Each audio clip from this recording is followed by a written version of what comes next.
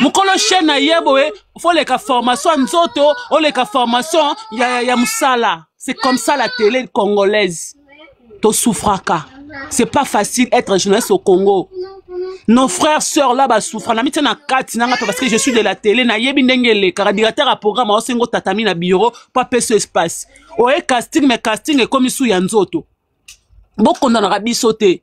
Même les politiciens mon arawana pas comme si quand on a bima kila msuna ministre wana pas yamba ministre wana misa singa kenzoto yo mona la msusu moi soko finga ba ministre wana so ki comme nani o abeli liboma o ya journaliste onde on a biso moi sur na 50 passeports o azo finga nani Denise du chochoa Denise du chochoa alors ba vérité msusu magi na liboma na e makambo lekana pas même ba gens politique même la musique to souffraka. Au monde a 100 journalistes, babimana 80 musiciens. Il faut yamba musicien quand on a liste na yamba ye au sani. Soro boyo mona ye kuna wafinga absoni ye kuna zozo ye kuna a succès boya nzoto. Kuna mobala boko za mukala. Bofingi banda bima. Bate na ngina baxela bino loko bona kita. Bato ba vanda la France. Bino peut-être bokoye ba pe Serge Gainsbourg. Azale okutana nani ba journaliste ba mindele oyebi ba dégâts za ko sala soki ba za ko interviewer ba dégâts soki na biso ba dégâts ya ko sala te bolanda histoire à Serge Gainsbourg donc il y a zalaka soko moi c'est ka journaliste moko ya moi c'est a tourner question moko o pesi kanda au moins na lobby na e soki to si au moins na zoki na oda tatami bo comprendre un terme na nina loba. Yes, azaka batu bazaka ko boya parce que oko supporter te sokutu émission zo mona batu au moins ba msu ba télémélé tête soko télémélé tête soko ya zoko cible ba faible o ya osala bino bo ntimate asako finga grave bato ba oloba c'est pas tout le monde ngana monde de musique yo speaking ngam tangela chroniqueuse mingi na tatangi na beta ba dada awa. Pendant tanga ba cigarette ni na plateau azo mela kuta zo tindikela bino milinga tanga ba c'est pas tout le monde tangela nga nini chroniqueuse nini bo tangela nga to na beta ba dada awa c'est pas tout le monde tout le monde banane tout le monde on banane na beta ba dada analyse bango na mona soke na ba misuba bimara ba misaba na mikiba o gangela nga comme fo nga na misu nga loré risa gangela lo kwa mo mke matanga ya nani matanga nani na matanga cellulaire. Totika to kangamna to vanda nie. Papa ya Fabien. T'as dit? Ya Fabien Lali. No langi. Ya Fabien. Bezui en fait. Bezui. Au moni passé ils a présenté toi en 21e siècle. En plus boana poto. Et on a appelé ça bino combo ba journaliste à Saint-Denis, je savais na o na oloba. En fait bonde boloba ra bozanga ba kuyi. En fait muto ko ya ta binelo na musala na. Oyebinga nga même na musala même ba masa ba komo oloba nga yo komo olexe oyebinga combien de fois balongola na musala nga na poto ba ndolongola na musala ozo comprendre et ande na komi ko bota ande na komi na bana ngande na komi ko doser na mère apala komo oloba non et Fabien doser parce que nga toi directeur Glo Langi toi ba ningati. En fait, c'est-à-dire que moi, je fais mon boulot, toi, tu fais ton boulot. C'est-à-dire qu'il y a un peu de likambu. Si on a un likambu, ils ont un contrat, ils ont un této, ils ont un parce que n'a kobo.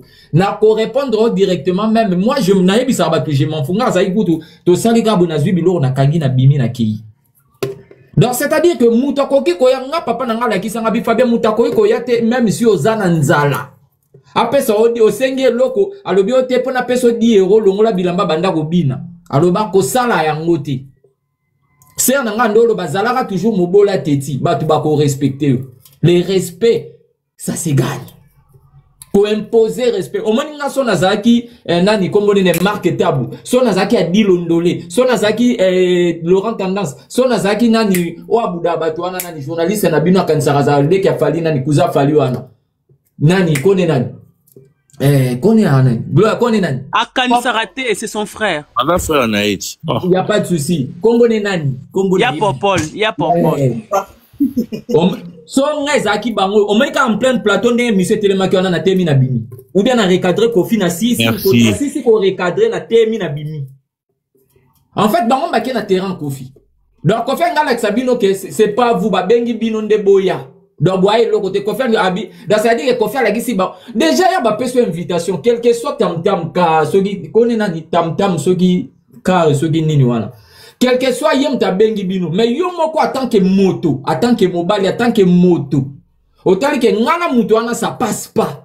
Bazana litige na cousin na, c'est-à-dire que eto ke kuna je sais comment la personne fonctionne. Parce que bisonyo sto ebindenge nini Kofi en fonctionnaka. Déjà na bateau déjà bobebana a oluka a humilier yo. Parce que bateau belé ba kanza Kofi il est sage. Kofi n'est pas sage. Kofi n'est pas sage du tout. Bato ben na yebisa rabino glo lang na lobango déjà na ba live na bino. Kofi n'est pas sage. Kofi c'est un malin. Kofi n'est pas sage du tout. Kofi aza malin. Bote nini boy. Bope sanga diplôme. Popo lo baraja biso Kofi Université Bordeaux. Na diplôme ni. Kofi asala ni bato bo lo bara Kofi. Asala nini na option azana ni. Pour être malin, il faut être intelligent pour bien manipuler les trucs. Mais écoute, au moment où il y a un malin. Malin zani. Donc c'est-à-dire que mayele na ye, pour ça là on est dans ma bête. Et on va malin. On est intelligent mais il y a ma bête. Malin za mayele ya mabe. Oh to lo barana lingala kozala mayele ya mabe. Donc c'est-à-dire que mayele ya ko détruire, ya ko détourner, to ya ko sala la butu mabe. Parce que l'intelligence est fait pour osa la ngona ndenge ya malamu. C'est-à-dire que au pouvoir gloria yebo, c'est-à-dire que PC solutionne le ko mso azaki bloqué. C'est-à-dire que ozala na nité mais ba bengi yo malin, c'est-à-dire que faut za mayele mabe, c'est-à-dire que o luko nuire baninga mususu. Quel que soit likambu, tu as la capacité de dire que ngande na zabu na yamba gloria te molobi na boyi tinda gloria parce que na comment na ko humilier parce que ça na terrain nanga. Batuni ba question ni ba journaliste. En fait, bango ba yepo ba ça la promotion mutu mais mutu ana zo recadrer bango. C'est-à-dire que il a pas besoin qu'il y a ko répondre bino. C'est-à-dire que je m'en fous de vous ndebo lati ba veste na bino boye moi je m'en fous de vous. Il marque était pas une question non, moi je suis idole de ton père. Papa bango kufa et lors ni yo ya comme journaliste. En fait, il y a ko ça musala na tata marque était bazaki journaliste c'est un musicien. C'est-à-dire que moi Fabien je viens pour que n'a parler de toi, la personne de Kofi. Ba tout n'est que Santa Kofi parce que muto ta conseil il faut aller na santé na bonne santé parce que ceux qui sont malades au koka koyembate parce que babilo kwana au matara na podium et koki peut ko jouer Tozolanda Gloria et koki peut ko jouer parce que yembi bien parce que santé aki bien te yango batunyo si tu es en forme ou pas ya ko matana scène oza maladité ote et tal ka ngana docteur mais siko yo matana scène soto moni ba kwa mokobu ba yo tuno ke solo bani santé bande ko déranger c'est ça aussi savoir répondre les gens c'est ça l'intelligence c'est-à-dire que même si Gloria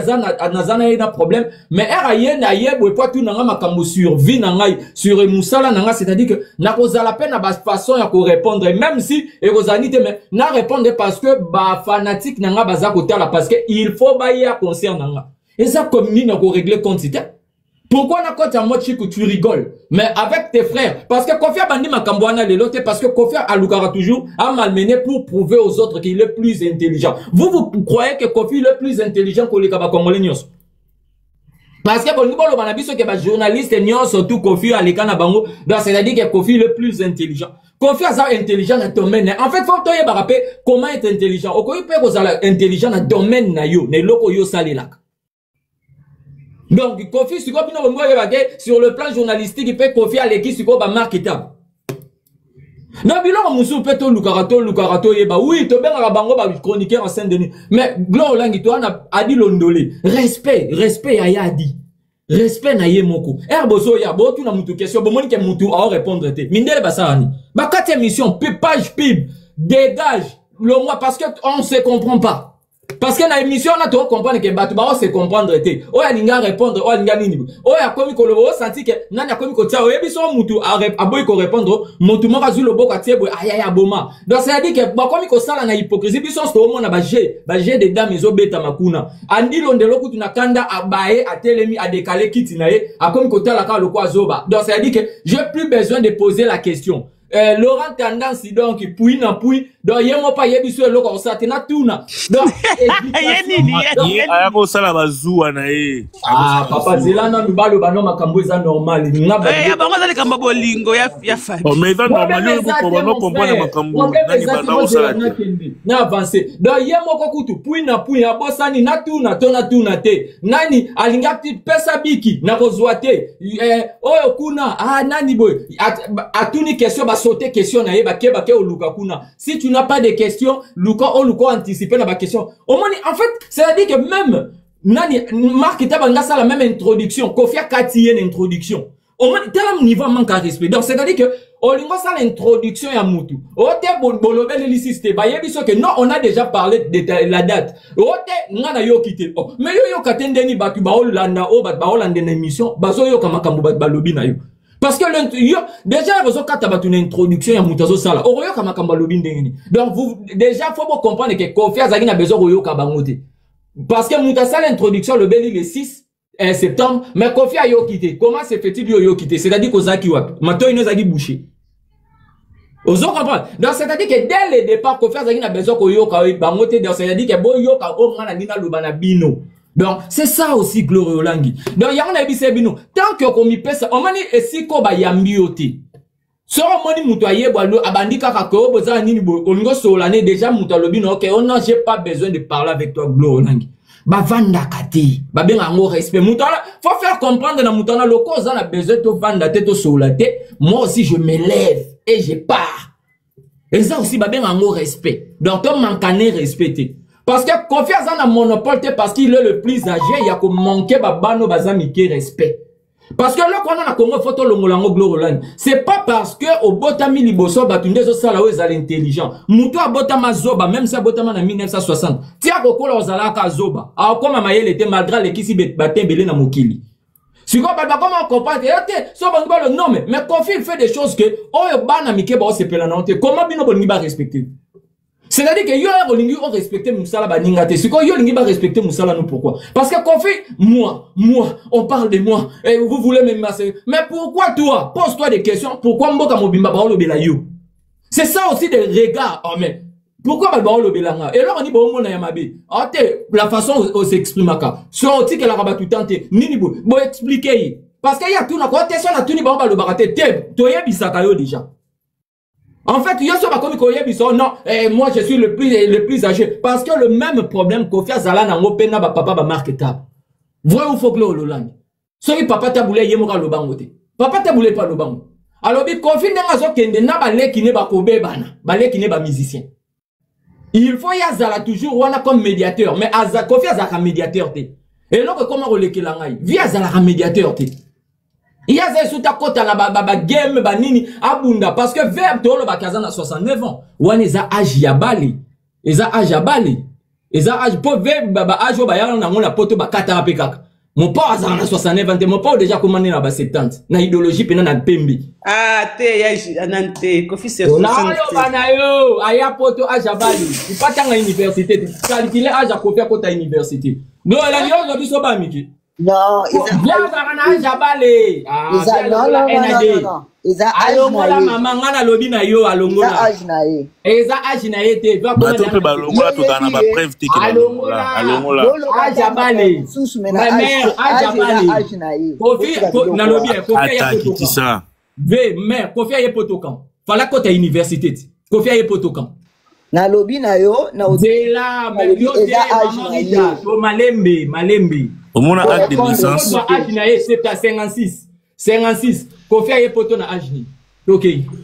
Ngana yebisi que Kofi azamo na 56. Point barre. Wapi acte de naissance. Point barre sans preuve. Point barre sans preuve. Mais na kota preuve na kota kana ba dossier ajabale ba preuve na kota na dossier ba longolaka longola inane na 2 ans yo ba so ba ya mingite mais ba longola monta ajabale ba nyoso ba ya poto ba kisa âge nga kisa âge mais Kofi longola ajabale ayaka yemoka yaka nchiki fo longola wani ya makamba ajabale va yaka tiki to yebit. So on va comprendre que la peka baba nani ba vena biso nani redi a miso on comprend que Kofi ya poto zaki da mukulu.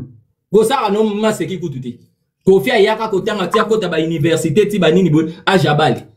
Donc eza na ngoma kamukuta nini te to sauter wana. En fait ngelo na ngena yebisa ngelo ke salinga soni Glo Langi ba adi londolé ba banani ba koki ko télématé ba komi ko tala velo quoi ezo ba va komi ko expliquer ba comment en fait ça dit qu'il va régler ba compte au moni yo boye au moni yo boye au moni yo kuna boye mais qu'est-ce qu'il y a à voir avec concert à Kofi? Est-ce que tu peux régler pour baza ba père de famille Glorio Langi baza ba père de famille en fait c'est-à-dire que ngai soki adi londola papa danga nden sora zonga ki na ndako nden ngena recadrer attends que moi nanae angandi mati parce que ça musala nae est-ce que naebité ve na yo nani obozarane kuza fali est-ce que ba pesi bango combien en fait c'est-à-dire que tu as transport au Kennedy Belgique pour ba kende ko milieu. Oh, pourquoi? En fait, tu as déjà que Moutouana déjà na yo orolekate. C'est-à-dire que nous sommes le bandé na bambilo moko yebi que to kende na. En fait, soro bongi sina Moutouté Glo Langi. Ko lukato ke ko une émission. Parce que bongi sa te. Parce que Kofi alinga oyebi vewana na ko sote Glo Langi. Alinga batu ba senge pardon à niveau moko. Donc hier alinga ka pardon. Ce que yo soro senge pardon to ye ko se présenter devant à moi le roi que yo ndeti au sali donc il faut falloir senge donc ane ko zela ba senge ba s'excuser devant public en fait.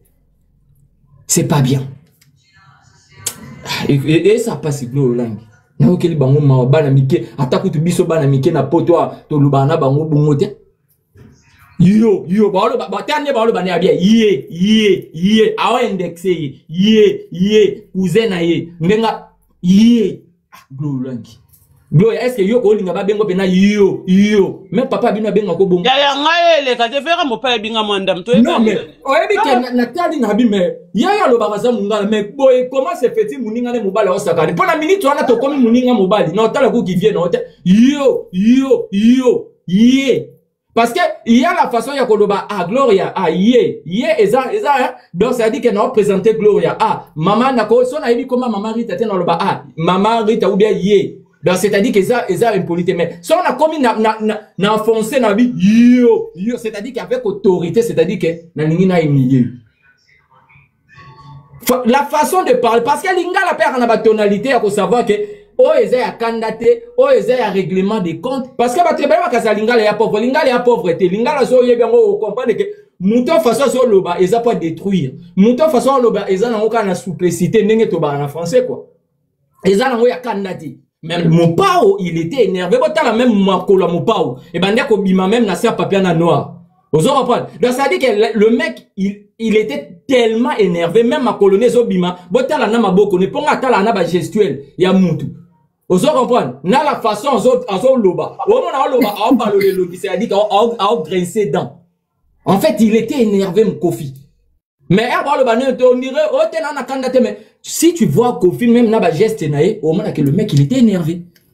Ande ko linga ko senti, donc ça dit que présence da bango PC kanda. Donc ba question ba retourner ezo PC kanda en fait. C'est-à-dire que bino bolobela ngate siko boyo tuna makamna pourquoi? C'est ça que mon pao ilo kande ko loba na bat. Na tikel batu musuma loba. Il y a Popol aux Zui. Jordan Samaloba. Il y a Popol. Jordi. Aux Zui.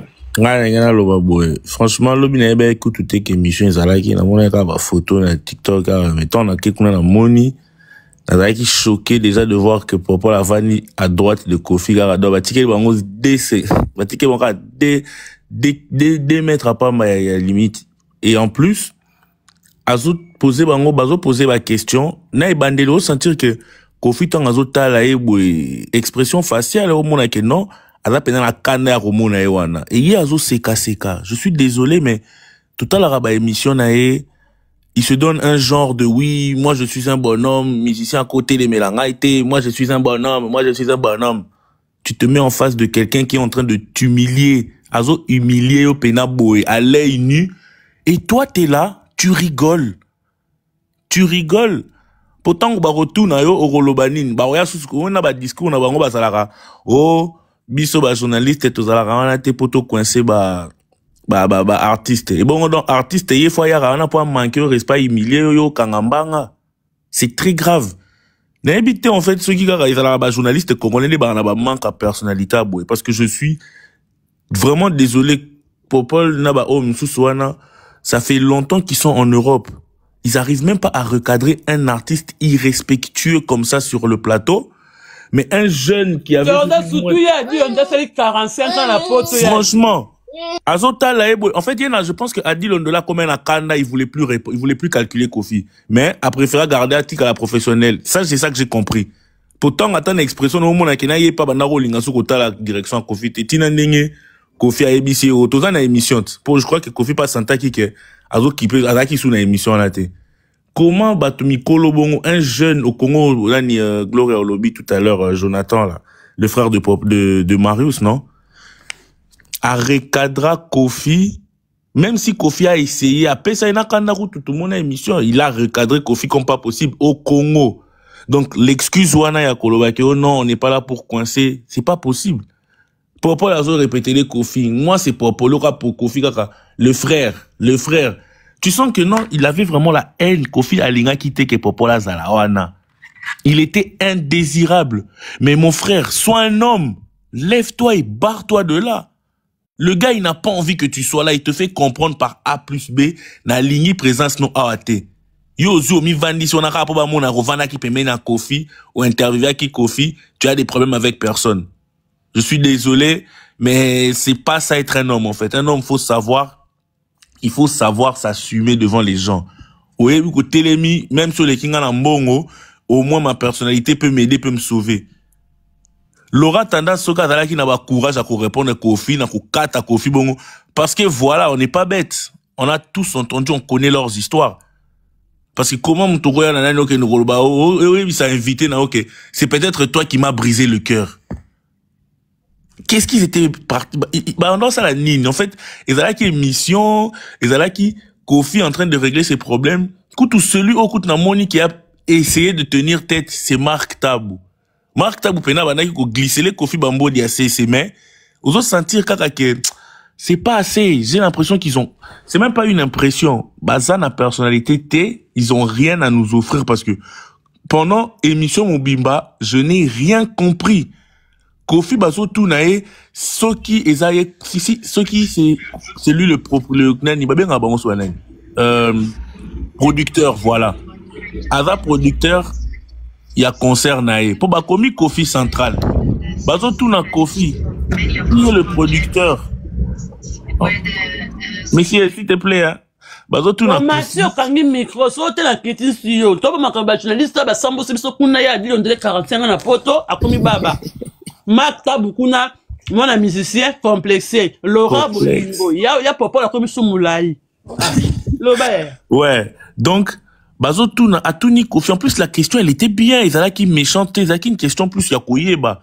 Bazo Tuna est producteur, nae, pour Bakomi Kofi central. Kofi, oh, je ne vois pas l'importance de cette question. Na, a dit le Kamo Lobby, oh, mais c'est une question. Oh, je te dirais en temps voulu. Mais il se fout de la gueule de qui, en fait? Donc, communauté congolaise, biso vraiment, faut qu'on fasse mon arabe, biso rabazo baraka. Azoya Kolobana Batuke, il a été acquitté alors que le mec, il a été condamné avec sursis. Na français, Moukira, il y a classe primaire, vraiment. Toro, ça l'a été fort à comprendre en côté. Il se fout de la gueule de toute une communauté. Et là, quand vous le voyez, Nanani, à coach Amonchik, quand on a mis condition comme Moukira, zo seka, zo tenga misa moutou à gauche, à droite, boke la ngama boya. Mais quand il revient dans la communauté, c'est nous qui... On a à lobby aujourd'hui avec 25 millions de personnes. Franchement. Tu seras honoré d'absolument.